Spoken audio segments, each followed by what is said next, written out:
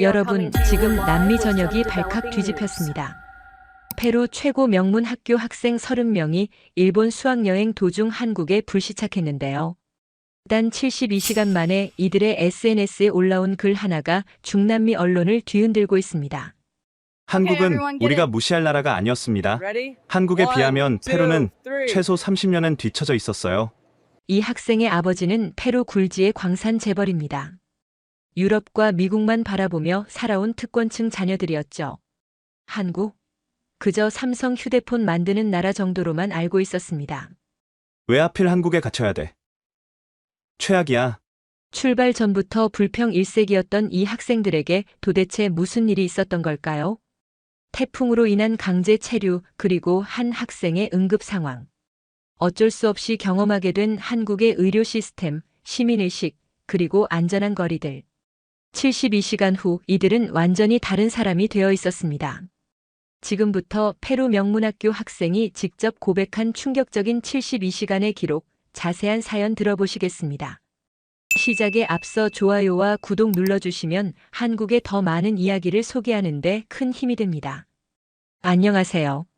저는 페루 리마의 산마르틴 국제학교에 다니는 디에고 산체스입니다. 올해 17살이고 제가 겪은 일을 꼭 말씀드리고 싶어 이렇게 용기를 냈습니다. 저는 페루에서도 상위 1%에 속하는 가정에서 자랐습니다. 아버지는 남부 지역에서 구리 광산을 운영하시고 저희 학교는 페루 최고 명문으로 알려져 있습니다. 학생 대부분이 졸업 후 유럽이나 미국 명문대학으로 진학합니다. 당연히 저희는 서구 문화만이 최고라고 배워왔고 아시아는 그저 값싼 제품을 만드는 곳 정도로만 생각했습니다. 학교에서 일본 수학여행을 공지했을 때도 그랬습니다. 도쿄와 교토를 방문하는 일정이었는데 인천공항을 경유한다는 말에 학생들은 시큰둥했습니다. 한국이라는 나라에 대해 아는 것이라곤 삼성 휴대폰과 현대 자동차 정도였습니다. 솔직히 말씀드리면 경유지일 뿐이니 공항에서 몇 시간 대기하다 떠나면 그만이라고 생각했습니다. 그런데 출발 하루 전 일본의 강력한 태풍이 상륙한다는 소식이 들려왔습니다. 학교 측은 일정을 강행했지만 인천공항에 도착했을 때 최악의 소식을 들었습니다. 도쿄행 모든 항공편이 최소 이틀간 전면 결항되었다는 것이었습니다. 학생 30명과 인솔 교사 3분 모두가 당황했습니다. 하필 한국에 발이 묶인 것입니다. 공항 환승구역에서 대기하던 중 저는 주변을 둘러보기 시작했습니다. 처음에는 그저 시간을 때우려는 것이었는데 보면 볼수록 이상한 점들이 눈에 들어왔습니다. 첫째, 공항이 너무 조용했습니다.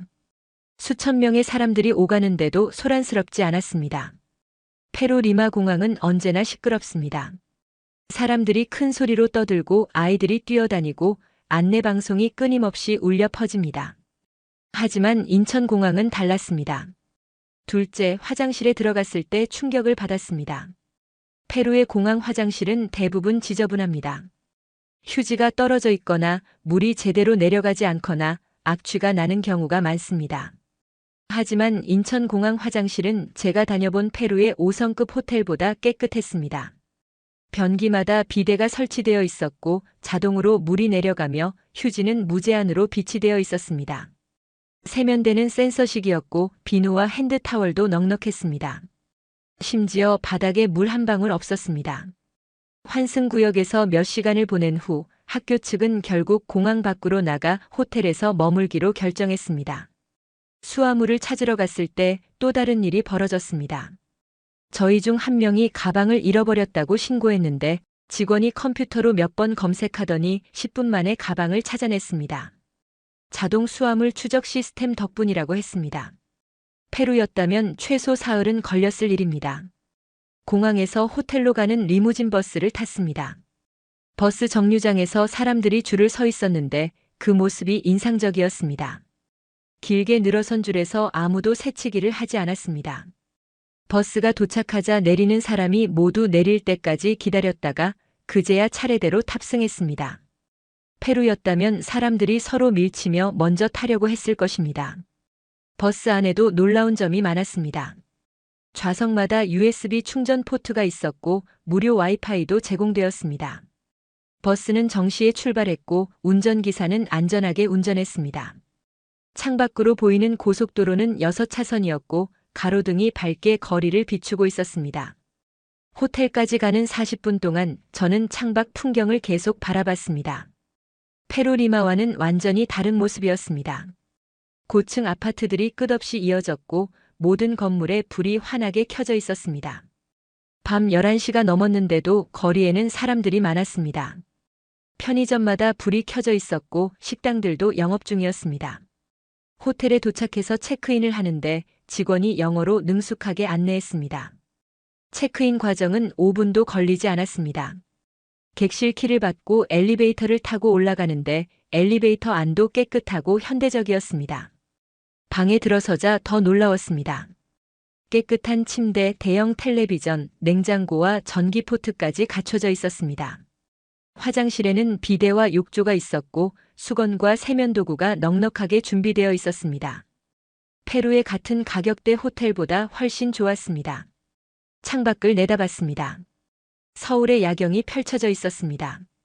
고층 빌딩들이 만들어내는 불빛, 끝없이 이어지는 도로의 자동차 행렬, 멀리 보이는 다리의 조명들. 살아 숨쉬는 도시였습니다. 그날 밤 침대에 누워서도 잠이 오지 않았습니다. 머릿속에 오늘 본 것들이 계속 떠올랐습니다.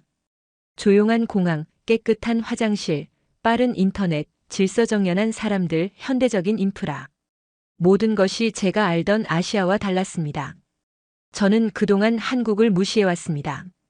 작은 나라, 자원도 없는 나라, 페루보다 못한 나라라고 생각했습니다. 하지만 단 몇 시간 만에 그 생각이 흔들리기 시작했습니다. 이 나라는 제가 상상했던 것과 완전히 달랐습니다. 다음 날 아침 일찍 일어나 호텔 식당에서 아침을 먹었습니다. 뷔페 형식이었는데 음식 종류가 다양했고 특히 신선한 과일과 빵이 인상적이었습니다. 식사를 마치고 방으로 돌아와 짐을 정리하던 중이었습니다. 옆방에서 묵고 있던 친구 마르코가 복통을 호소하기 시작했습니다. 처음에는 단순한 배탈인 줄 알았습니다. 전날 밤 편의점에서 산 음식을 먹어서 그런가 싶었지요. 하지만 시간이 지날수록 마르코의 얼굴이 창백해졌습니다. 식은땀이 흘렀고 오른쪽 아랫배를 손으로 감싸주며 신음했습니다. 인솔 교사 선생님께서 마르코의 상태를 확인하시더니 즉시 응급실에 가야 한다고 판단하셨습니다. 호텔 프런트에 도움을 요청했습니다. 직원은 당황하지 않고 침착하게 구급차를 불러주겠다고 했습니다. 시각은 밤 10시 30분이었습니다. 페루였다면 이 시간에 구급차를 부르는 것 자체가 쉽지 않습니다. 설령 신고한다 해도 40분에서 1시간은 기다려야 합니다. 그런데 놀랍게도 6분 만에 구급차가 호텔 앞에 도착했습니다. 구급대원 3명이 들것과 장비를 들고 신속하게 올라왔습니다. 마르코를 침대에서 들것으로 옮기는 동안 한 대원이 영어로 증상을 물었습니다. 언제부터 아팠는지, 어디가 얼마나 아픈지, 구토는 했는지 등을 차분하게 확인했습니다. 더 놀라운 건 구급대원이 휴대용 초음파 기기를 꺼내 마르코의 배를 확인했다는 점입니다. 페루에서는 병원에 가야 볼 수 있는 장비를 구급차 안에서 사용하고 있었던 겁니다. 화면을 보던 대원이 고개를 끄덕이며 무언가를 태블릿에 기록했습니다. 그리고 병원에 실시간으로 환자 정보를 전송한다고 설명했습니다. 구급차에 타자마자 링거 주사가 연결되었습니다. 심전도 측정 장치도 부착되었고요. 구급차가 출발하는 동안 대원은 계속해서 마르코의 상태를 체크했습니다. 혈압, 맥박, 체온 모두 기록되었고 이 정보들이 실시간으로 병원에 전달되고 있었습니다. 저와 인솔 교사 선생님도 함께 구급차에 탔는데 차 안이 생각보다 넓고 깨끗했습니다. 의료 장비들이 체계적으로 정리되어 있었고 조명도 밝았습니다. 페루의 구급차는 대부분 낡고 장비도 부족합니다. 그저 환자를 싣고 가는 차량에 불과하지요. 하지만 한국의 구급차는 움직이는 응급실 같았습니다. 15분쯤 달렸을까요? 대형 병원 응급실 입구에 도착했습니다. 구급차 문이 열리자 이미 의료진이 대기하고 있었습니다. 의사 1명, 간호사 2명이 들것을 받아 신속하게 응급실 안으로 이동했습니다. 구급대원이 태블릿을 보여주며 의사에게 설명했고 의사는 고개를 끄덕이며 즉시 지시를 내렸습니다. 응급실 내부는 밝고 넓었습니다. 여러 개의 침대가 커튼으로 구분되어 있었고 각 침대마다 모니터와 의료 장비가 갖춰져 있었습니다. 밤 11시가 넘었는데도 의료진과 환자들로 붐볐습니다. 하지만 소란스럽지 않았습니다. 모두가 조용히 그러나 신속하게 움직였습니다. 마르코를 침대에 눕히자마자 간호사가 다시 한번 활력 징후를 측정했습니다. 의사는 마르코의 배를 직접 눌러보며 진찰했습니다. 오른쪽 아랫배를 누르자 마르코가 비명을 질렀습니다. 의사는 침착하게 맹장염이 의심된다고 말했습니다. 정확한 진단을 위해 CT 촬영이 필요하다고 했지요. 놀라운 건 여기서부터였습니다. 간호사가 태블릿으로 몇 번 터치하더니 10분 후 CT실 예약이 완료되었다고 알려줬습니다. 페루였다면 예약하는 데만 몇 시간이 걸렸을 겁니다.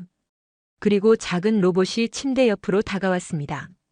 간호사가 설명하길 이 로봇이 CT실까지 길을 안내한다고 했습니다. 로봇을 따라 복도를 이동했습니다. 로봇은 천천히 앞서가며 방향을 알려줬고 사람들이 지나가면 자동으로 비켜섰습니다. CT실에 도착하니 방사선사가 이미 준비를 마치고 기다리고 있었습니다. 마르코를 촬영대에 눕히고 촬영이 진행되었습니다. 전체 과정이 15분 정도 걸렸습니다. 촬영을 마치고 다시 응급실로 돌아왔습니다. 의사가 컴퓨터 화면을 보고 있었는데 이미 CT 영상이 전송되어 있었습니다. 인공지능 판독 보조 시스템이 먼저 이상 부위를 표시해 놓았고 의사가 그걸 확인하며 최종 판단을 내렸습니다. 결과는 급성 맹장염이었고 즉시 수술이 필요하다는 진단이었습니다. 의사는 천공, 그러니까 맹장이 터지기 직전이라고 설명했습니다. 지금 수술하지 않으면 복막염으로 번질 수 있다고 했지요. 시간이 촉박했습니다.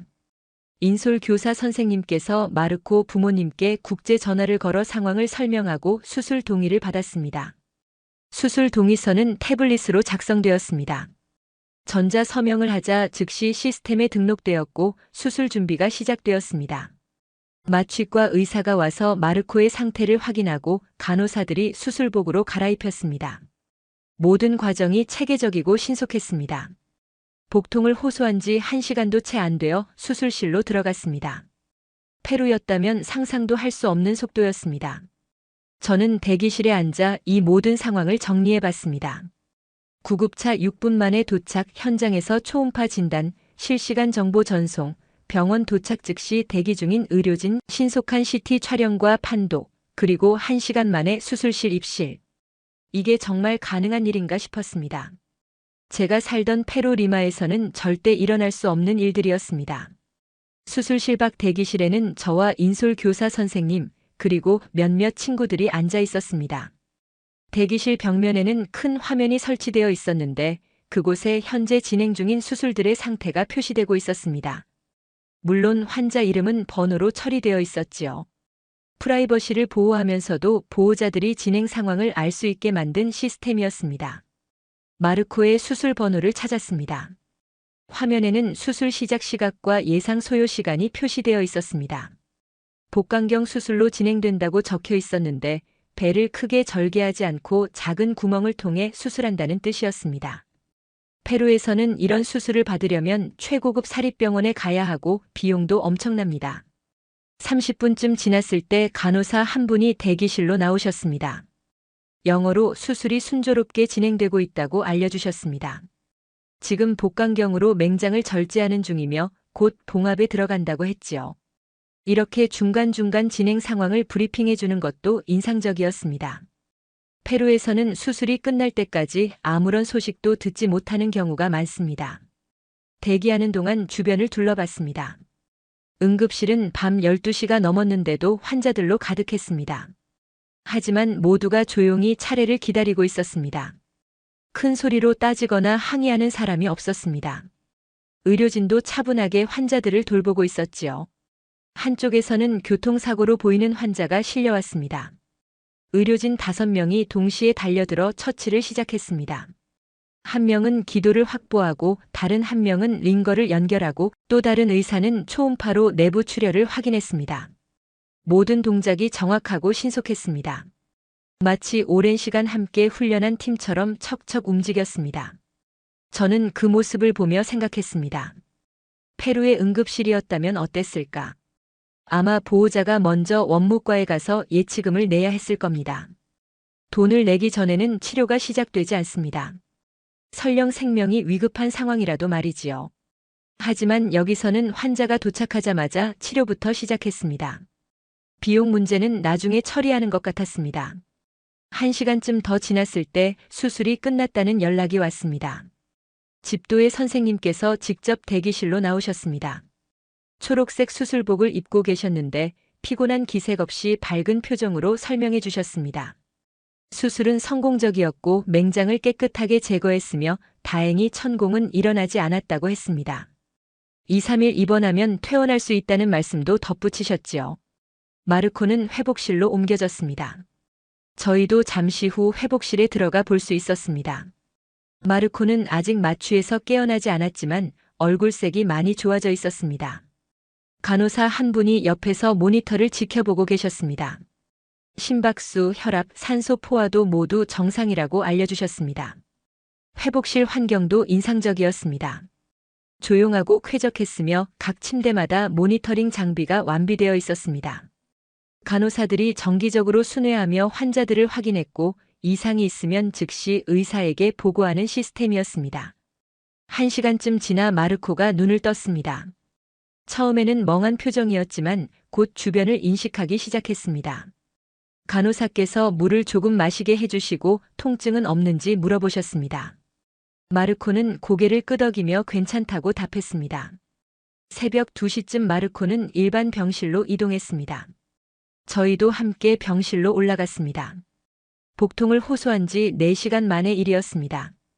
구급차 도착부터 수술, 회복실 거쳐 병실 입실까지 모든 과정이 4시간 만에 끝났습니다. 페루였다면 이틀은 걸렸을 일입니다. 병실로 가는 엘리베이터 안에서 저는 생각했습니다. 이게 정말 현실인가? 이 나라의 의료 시스템은 도대체 어떻게 만들어진 걸까? 자원도 없고 작은 나라라고 무시했던 한국이 이런 시스템을 갖추고 있다니 믿기지 않았습니다. 병실 문을 열고 들어서자 깔끔한 2인실이 눈에 들어왔습니다. 다행히 옆 침대는 비어 있어서 마르코가 조용히 쉴 수 있었지요. 침대는 전동식이었고 리모컨으로 각도를 조절할 수 있었습니다. 페루의 병원에서는 상상도 할 수 없는 시스템이었습니다. 병실에는 작은 냉장고와 전자레인지까지 구비되어 있었습니다. 보호자가 음식을 보관하거나 데울 수 있게 배려한 것이었지요. 화장실도 병실 안에 있었는데 넓고 깨끗했으며 비상 호출 버튼까지 설치되어 있었습니다. 환자가 화장실에서 쓰러지는 경우를 대비한 장치였습니다. 창가에는 작은 소파가 놓여 있었습니다. 보호자가 앉아서 쉴 수 있는 공간이었는데 소파를 펼치면 간이 침대가 되었습니다. 담요와 베개도 장롱 안에 준비되어 있었습니다. 보호자도 편하게 머물 수 있도록 세심하게 배려한 흔적이 곳곳에 보였습니다. 새벽이라 저희는 호텔로 돌아가고 인솔 교사 선생님 한 분만 병실에 남기로 했습니다. 다음 날 아침 다시 병원을 찾았을 때 마르코는 훨씬 좋아져 있었습니다. 아침 식사를 하고 있었는데 식판을 보고 깜짝 놀랐습니다. 흰쌀밥에 미역국, 생선구이, 나물 반찬들이 정갈하게 담겨 있었습니다. 병원 음식이라고는 믿기지 않을 만큼 정성스러워 보였습니다. 마르코가 말하길 식사 시간 30분 전에 영양사가 와서 음식 알레르기가 있는지 물어봤다고 합니다. 그리고 메뉴판을 보여주며 선택할 수 있게 해줬다고 하더군요. 일반식, 죽식, 서양식 중에서 고를 수 있었다고 합니다.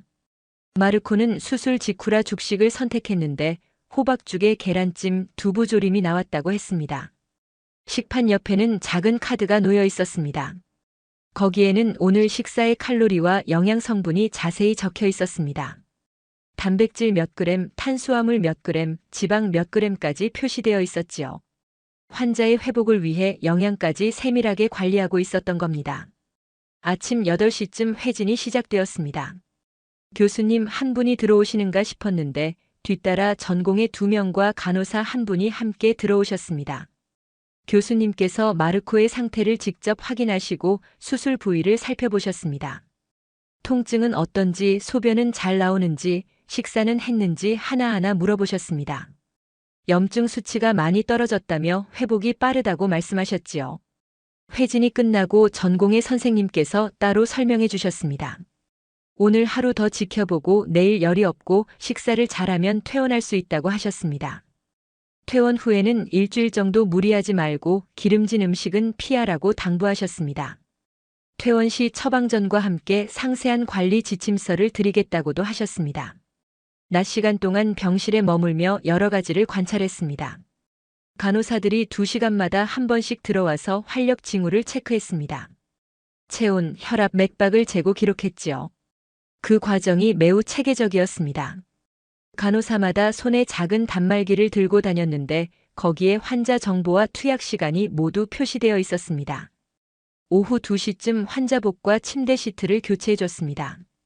깨끗한 환자복으로 갈아입히고 침대 시트도 새 것으로 바꿔줬습니다. 하루에 2번 교체한다고 했습니다. 페루의 병원에서는 사나흘에 1번 정도 교체하는데 여기서는 청결 관리가 철저했습니다.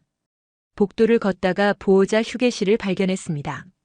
안으로 들어가 보니 소파와 테이블이 있었고 정수기와 전자레인지, 냉장고까지 갖춰져 있었습니다. 한쪽에는 샤워실도 있었습니다. 장기 입원 환자의 보호자들이 이용할 수 있도록 만든 공간이었습니다. 저녁 무렵 마르코는 침대에서 일어나 화장실까지 걸어갔습니다. 수술한 지 하루밖에 안 됐는데 벌써 걸을 수 있다니 놀라웠습니다. 간호사께서 일찍 움직일수록 회복이 빠르다고 설명해 주셨습니다. 한국에서는 조기 재활을 중시한다고 하셨지요. 저녁 식사 시간에 다시 영양사가 찾아왔습니다. 오늘 식사는 어땠는지, 내일은 어떤 메뉴를 원하는지 물어봤습니다. 마르코가 스페인 음식이 그립다고 하자 영양사는 서양식으로 준비해 보겠다고 했습니다. 물론 수술 후라 기름기는 빼고 담백하게 조리하겠다고 덧붙였지요. 밤이 되어 저희는 다시 호텔로 돌아갔습니다. 마르코는 편히 잘 자고 있었고 인솔 교사 선생님께서 곁을 지켜주셨습니다. 호텔로 가는 택시 안에서 친구들과 오늘 하루를 이야기했습니다. 모두가 같은 생각이었습니다. 한국의 병원 시스템은 우리가 생각했던 것보다 훨씬 앞서 있었습니다. 마르코가 입원한 사흘째 되는 날이었습니다. 의사 선생님께서 내일 퇴원해도 좋다고 하셨고 마르코의 상태도 많이 호전되어 있었습니다. 저희 일행은 그동안 병원과 호텔만 오갔기 때문에 서울 시내를 제대로 구경하지 못했습니다. 인솔 교사 선생님께서 오후 시간을 이용해 짧게 시내 구경을 다녀오라고 허락해 주셨습니다. 병원에서 가까운 지하철역으로 향했습니다. 역 입구로 내려가는 계단에서부터 사람들의 모습이 눈에 들어왔습니다. 모두가 오른쪽으로 걷고 있었습니다. 반대편에서 올라오는 사람들은 왼쪽을 이용했고요. 아무도 지시하지 않았는데 자연스럽게 질서가 잡혀 있었습니다. 개찰구를 통과하고 승강장으로 내려갔습니다. 바닥에 선이 그어져 있었는데 사람들이 그 선을 따라 2줄로 서 있었습니다. 지하철이 들어올 위치를 표시한 선이었습니다. 페루 리마의 지하철에서는 사람들이 문 앞에 우르르 몰려들어 서로 밀치기 일쑤인데 여기서는 질서정연하게 대기하고 있었습니다. 잠시 후 지하철이 들어왔습니다. 문이 열리자 안에서 사람들이 내리기 시작했습니다. 놀라운 건 밖에서 기다리던 사람들이 모두 양옆으로 비켜서서 길을 만들어줬다는 점입니다. 마지막 사람이 완전히 내릴 때까지 아무도 타지 않고 기다렸습니다. 그리고 내리는 사람이 모두 내린 뒤에야 차례대로 탑승했습니다. 지하철 안은 꽤 붐볐지만 조용했습니다. 대부분의 사람들이 휴대폰을 보거나 책을 읽고 있었습니다. 통화하는 사람은 거의 없었고 대화를 나누는 사람들도 작은 목소리로 속삭이듯 이야기했습니다.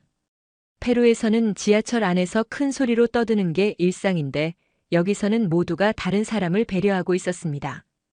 2 정거장쯤 지났을 때 70대로 보이는 할머니 한 분이 타셨습니다. 지팡이를 짚고 계셨는데 자리가 없었습니다. 그 순간 앉아있던 20대 남성이 벌떡 일어나 자리를 양보했습니다. 할머니께서 고맙다고 인사하시자 젊은이는 공손하게 고개를 숙이며 당연하다는 듯 대답했습니다. 저는 그 장면을 보며 가슴이 뭉클했습니다. 페루에서는 좀처럼 보기 힘든 광경이었기 때문입니다. 리마의 버스나 지하철에서는 노인이 타도 자리를 양보하는 사람이 드뭅니다. 오히려 못 본 척하거나 자는 척하는 경우가 많지요. 하지만 여기서는 자연스럽게 당연한 일을 하듯 자리를 양보했습니다. 명동역에서 내렸습니다. 지상으로 올라가는 에스컬레이터에서도 특별한 광경이 펼쳐졌습니다. 모든 사람들이 오른쪽에만 서 있었고 왼쪽은 텅 비어 있었습니다. 처음에는 이유를 몰랐는데 곧 알게 되었습니다. 급한 사람들이 왼쪽으로 빠르게 걸어 올라갈 수 있도록 비워둔 것이었습니다. 지상으로 나오니 번화가가 펼쳐졌습니다. 수많은 상점과 식당, 그리고 사람들로 붐볐습니다. 오후 4시쯤이었는데 거리는 활기로 가득했습니다. 하지만 시끄럽지 않았습니다. 상점에서 호객 행위를 하는 사람도 없었고 거리 공연을 하는 사람들도 적당한 볼륨으로 음악을 틀고 있었습니다. 횡단보도를 건너는데 신호등이 파란불로 바뀌자 모든 차량이 멈췄습니다. 보행자가 완전히 건널 때까지 기다렸고 경적을 울리는 차도 없었습니다. 페루에서는 신호등이 바뀌어도 차들이 계속 달리는 경우가 많습니다. 보행자가 조심해서 피해 다녀야 하지요. 하지만 여기서는 차량이 보행자를 먼저 배려했습니다. 거리를 걷다가 한 친구가 실수로 휴대폰을 벤치에 두고 왔습니다. 10분쯤 지나 그 사실을 알아차리고 허둥지둥 돌아갔습니다. 페루였다면 이미 사라졌을 거라고 모두가 생각했습니다. 하지만 놀랍게도 휴대폰은 그 자리에 그대로 있었습니다. 아무도 가져가지 않았던 겁니다. 친구는 휴대폰을 집어들고 믿을 수 없다는 표정을 지었습니다. 저희 모두 놀라워했습니다. 한국 사람들은 왜 남의 물건을 가져가지 않는 걸까요? 도둑질을 하지 않는 게 당연한 일인 걸까요? 페루에서는 잠깐만 방심해도 물건이 사라집니다. 하지만 여기서는 달랐습니다. 편의점에 들어가 봤습니다. 물건들이 진열대에 가지런히 놓여 있었고 가격표도 명확하게 붙어 있었습니다. 계산대에는 20대 초반으로 보이는 여성이 혼자 일하고 있었습니다. 물건을 집어들고 계산하려는데 바코드를 찍자마자 가격이 화면에 표시되었습니다. 계산이 끝나고 거스름돈을 받는데 정확하게 떨어졌습니다. 저희 중 한 명이 점원에게 물었습니다. 혼자서 일하는데 무섭지 않냐고, 밤에도 혼자 있냐고. 점원은 전혀 무섭지 않다고 대답했습니다. 여기는 안전한 곳이라고, 이상한 사람도 거의 없다고 했습니다. 페루에서는 상상할 수 없는 일이었습니다. 리마의 편의점은 밤에 혼자 일하는 경우가 거의 없습니다. 너무 위험하기 때문이지요. 저녁 무렵 병원으로 돌아가는 길에 공원을 지나갔습니다. 작은 동네 공원이었는데 벤치에 앉아 쉬는 노인들과 뛰어노는 아이들이 보였습니다. 한쪽에는 운동기구가 설치되어 있었고 주민들이 이용하고 있었습니다. 공원이 깨끗하게 관리되고 있었고 쓰레기통도 곳곳에 비치되어 있었습니다. 마르코가 퇴원하던 날 저녁이었습니다. 병원에서 모든 수속을 마치고 나오니 밤 9시가 넘어 있었습니다. 의사 선생님께서 약 처방전과 함께 두꺼운 봉투를 건네주셨는데 안에는 수술 영상이 담긴 USB와 영문으로 작성된 진단서 그리고 앞으로의 관리 방법이 상세히 적힌 안내문이 들어 있었습니다. 퇴원 수속을 하며 원무과에서 병원비를 정산했습니다. 응급실 진료비, CT 촬영비, 수술비, 3일간의 입원비를 모두 합쳐 280만 원이 나왔습니다. 저희는 페루 돈으로 환산해 봤습니다.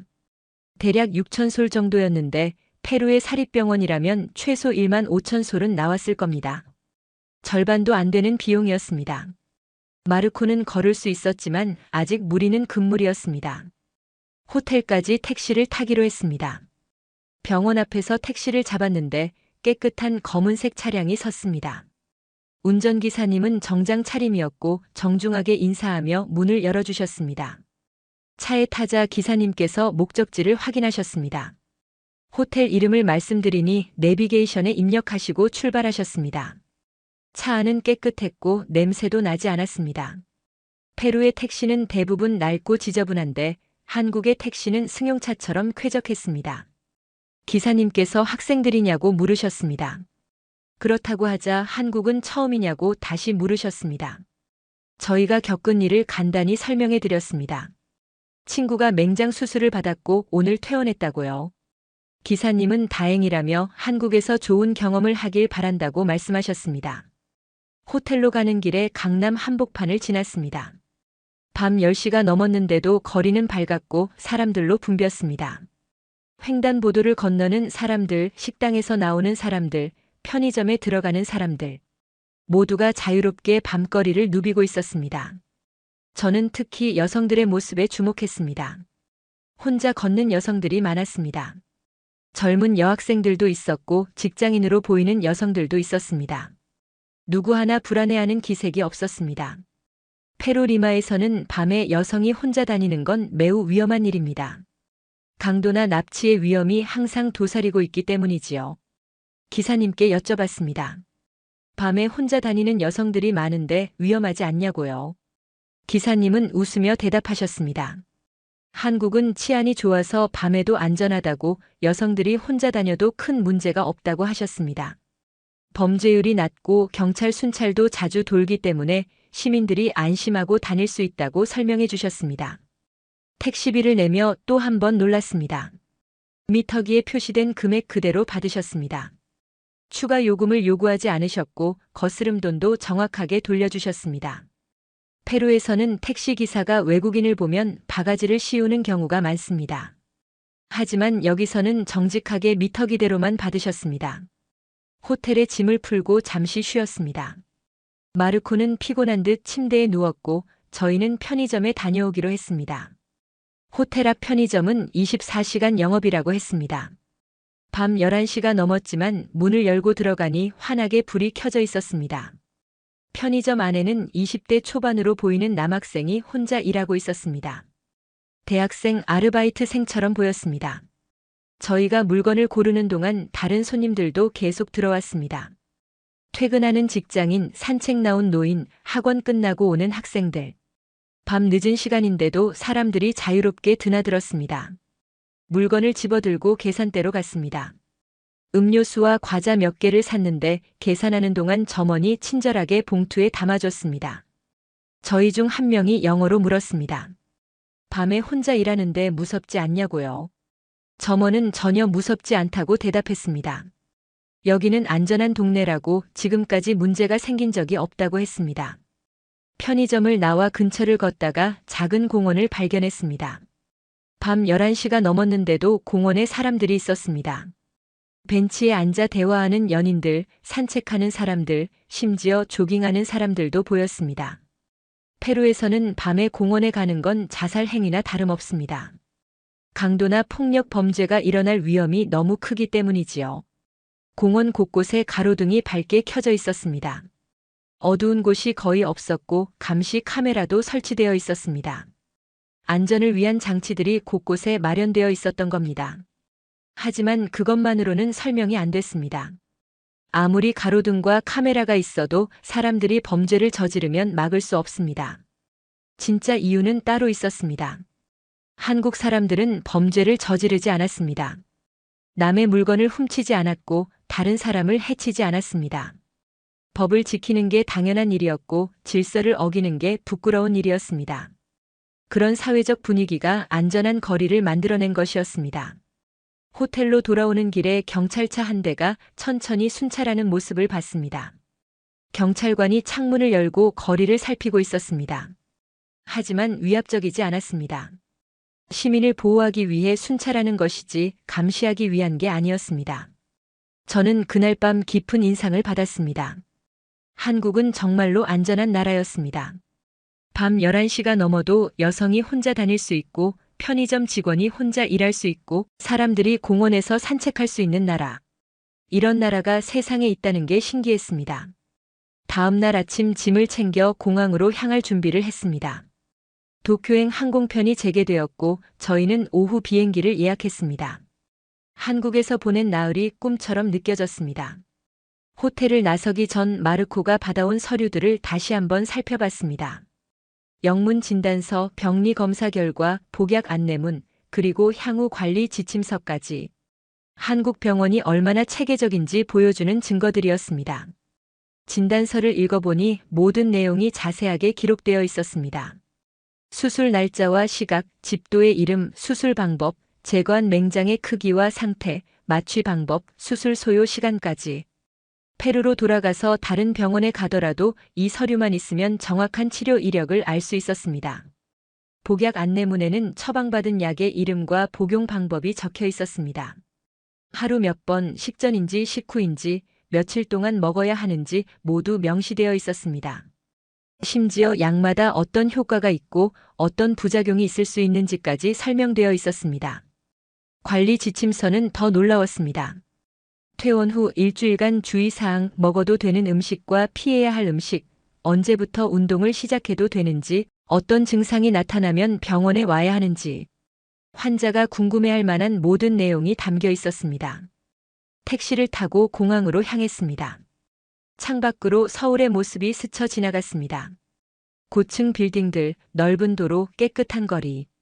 나흘 전 처음 이곳에 왔을 때는 그저 어쩔 수 없이 들른 경유지일 뿐이었습니다. 하지만 지금은 달랐습니다. 인천공항에 도착해 체크인을 마쳤습니다. 출국장으로 들어가기 전 저희는 잠시 멈춰 섰습니다. 이 공항에서 마르코의 응급 상황이 시작되었고 한국의 의료 시스템을 경험하게 되었습니다. 만약 페루였다면 어땠을까요? 아니, 만약 일본에 도착한 후에 마르코가 쓰러졌다면 어땠을까요? 생각만 해도 아찔했습니다. 한국에서 응급 상황이 벌어진 게 오히려 다행이었습니다. 신속한 구급 시스템, 완벽한 의료 시스템, 체계적인 병원 관리. 모든 것이 마르코를 살렸습니다. 면세점을 둘러보다가 한국 화장품 매장에 들렀습니다. 점원이 유창한 스페인어로 제품을 설명해 줬습니다. 페루에서 온 관광객이 많아서 스페인어를 배웠다고 했습니다. 저희는 놀라워했습니다. 한국이 이렇게 글로벌한 나라인 줄 몰랐습니다. 탑승 시간이 다가왔습니다. 게이트로 향하며 저는 지난 나흘을 되돌아봤습니다. 처음 인천공항에 도착했을 때의 놀라움, 깨끗한 화장실과 빠른 인터넷, 마르코가 쓰러졌을 때의 당황스러움, 그리고 6분 만에 도착한 구급차. 응급실에서 본 신속하고 체계적인 의료 시스템. 입원실에서 느낀 세심한 배려. 거리에서 목격한 시민들의 질서와 배려. 밤 11시에도 안전한 거리. 모든 것이 제가 알던 아시아와 달랐습니다. 제가 무시했던 한국은 페루보다 훨씬 앞선 나라였습니다. 의료, 교통, 치안, 시민의식 모든 면에서 말입니다. 비행기에 탑승했습니다. 자리에 앉아 창밖을 내다봤습니다. 인천공항의 모습이 보였고 멀리 서울의 빌딩들이 희미하게 보였습니다. 비행기가 이륙하기 시작했습니다. 한국 땅이 점점 멀어졌습니다. 옆자리에 앉은 친구가 조용히 말했습니다. 한국에 대해 완전히 잘못 알고 있었다고. 저도 고개를 끄덕였습니다. 저희 모두 같은 생각이었습니다. 페루로 돌아가는 비행기 안에서 저는 휴대폰 메모장을 열었습니다. 그리고 적기 시작했습니다. 한국에서 경험한 모든 것들을요. 나중에 페루 친구들에게 꼭 이야기해주고 싶었습니다. 한국이 얼마나 대단한 나라인지, 우리가 배워야 할 게 얼마나 많은지 말입니다. 리마 공항에 도착했을 때 모든 것이 낯설게 느껴졌습니다. 똑같은 공항인데 나흘 전과는 다르게 보였습니다. 사람들이 큰 소리로 떠들었고 줄을 서지 않고 우르르 몰려들었습니다. 화장실은 청소가 제대로 안 되어 있었고 수화물을 찾는 데만 30분이 넘게 걸렸습니다. 부모님께서 마중 나와 계셨습니다. 아버지는 마르코의 상태를 가장 먼저 물으셨습니다. 수술은 잘 끝났고 지금은 괜찮다고 말씀드렸습니다. 한국 병원에서 잘 치료받았다고 덧붙였습니다. 집으로 가는 차 안에서 창밖을 바라봤습니다. 리마의 거리는 여전히 복잡했고 무질서했습니다. 차들이 경적을 울려대며 달렸고 신호를 무시하는 차량도 많았습니다. 보행자들은 차 사이를 위험하게 비집고 건넜습니다. 집에 도착해 제 방으로 들어갔습니다. 익숙한 공간이었지만 뭔가 달라 보였습니다. 아니, 공간이 달라진 게 아니라 제가 달라진 것이었습니다. 나흘간의 경험이 저를 바꿔놓았습니다. 며칠 후 학교에 갔습니다. 친구들이 여행이 어땠냐고 물어봤습니다. 저는 솔직하게 대답했습니다. 일본은 가보지 못했지만 한국에서 놀라운 경험을 했다고. 친구 한 명이 수술을 받았는데 한국의 의료 시스템이 정말 대단했다고 말했습니다. 하지만 친구들은 별로 관심 없어 하는 눈치였습니다. 한국이 뭐가 대단하냐는 반응이었습니다. 그저 운이 좋았던 거라고, 페루 병원도 비슷할 거라고 말했습니다. 저는 더 이상 설명하지 않았습니다. 직접 경험하지 않으면 이해할 수 없다는 걸 알았기 때문입니다. 일주일쯤 지났을 때 마르코가 학교로 복귀했습니다. 회복이 빠르다며 선생님들도 놀라워했습니다. 마르코는 한국 병원에서 받은 서류들을 페루 주치의에게 보여줬다고 했습니다. 의사 선생님이 서류를 보더니 감탄했다고 합니다. 이렇게 상세한 수술 기록은 처음 본다고, 한국 의료 수준이 정말 높다고 말했다더군요. 저는 그날 이후 한국에 대해 더 알아보기 시작했습니다. 인터넷으로 검색해보니 놀라운 사실들이 많았습니다. 한국은 세계 12위 경제 대국이었고 반도체와 전자제품 분야에서 세계 최고 수준이었습니다. 자동차 산업도 발달했고 조선업에서도 세계 1위였습니다. 더 놀라운 건 한국의 역사였습니다. 60년 전만 해도 세계 최빈국 중 하나였다고 합니다. 전쟁으로 모든 게 파괴되었고 자원도 없었습니다. 하지만 교육에 투자하고 기술을 개발하며 여기까지 왔다고 합니다. 저는 깨달았습니다. 한국의 힘은 건물이나 기술에서 나오는 게 아니었습니다. 사람에게서 나왔습니다. 질서를 지키고 서로 배려하는 시민의식, 최선을 다하는 의료진, 정직한 택시기사, 친절한 상인들. 그 모든 사람들이 만들어낸 사회였습니다. 페루도 변할 수 있을까요? 저는 그렇게 믿고 싶었습니다. 하지만 쉽지 않을 거라는 것도 알았습니다. 시민의식은 하루아침에 만들어지지 않습니다. 오랜 시간 교육하고 실천해야 합니다. 그날 밤 저는 일기를 썼습니다. 한국에서의 나흘이 제 인생에서 가장 큰 배움의 시간이었다고. 진짜 선진국이 무엇인지 알게 되었다고. 건물이 높은 나라가 아니라 시민의식이 높은 나라, 기술이 발전한 나라가 아니라 그 기술을 사람을 위해 쓰는 나라라고 적었습니다. 한 달쯤 지났을 때 학교에서 특별 수업이 있었습니다. 해외여행 경험담을 발표하는 시간이었습니다. 저는 용기를 내어 손을 들었습니다. 그리고 단상에 올라가 한국에서의 경험을 이야기했습니다. 공항의 질서, 신속한 응급 시스템, 완벽한 의료, 안전한 거리. 하나하나 설명했습니다. 학생들은 조용히 들었습니다. 발표가 끝나자 몇몇 학생들이 질문했습니다. 정말 그렇게 좋았냐고, 과장이 아니냐고. 저는 단호하게 대답했습니다. 모두 사실이라고. 제 눈으로 직접 봤다고. 마르코도 증인이라고 말했습니다. 마르코가 자리에서 일어나 고개를 끄덕였습니다. 디에고 말이 맞다고, 한국 의료 시스템 덕분에 살았다고 증언했습니다. 교실이 조용해졌습니다. 학생들이 생각에 잠긴 표정이었습니다. 선생님께서 말씀하셨습니다. 세상은 넓고 배울 게 많다고, 편견을 버리고 열린 마음으로 세상을 보라고 하셨습니다. 그날 이후 저는 달라졌습니다. 서구 문화만이 최고라는 생각을 버렸습니다. 아시아에도 배울 점이 많다는 걸 알았습니다. 특히 한국처럼 짧은 시간에 놀라운 발전을 이룬 나라에서 배울 게 많다고 생각했습니다. 지금도 저는 가끔 그때를 떠올립니다. 인천공항에서 느낀 첫 놀라움, 마르코가 쓰러졌을 때의 두려움, 그리고 한국 의료진의 신속한 대응. 모든 순간이 생생합니다. 그 나흘이 제 인생관을 바꿔놓았습니다. 오늘 사연은 여기까지입니다. 한국 무시하던 페루 재벌 학생, 인천공항 비상 착륙 후 편견이 바뀐 스토리 어떠셨나요? 사연의 주인공에게 응원의 댓글을 남겨주세요. 지금까지 감동정거장에서 사연 전해드렸습니다. 사연이 마음에 드셨다면 좋아요와 구독 부탁드립니다. 시청해주셔서 감사합니다.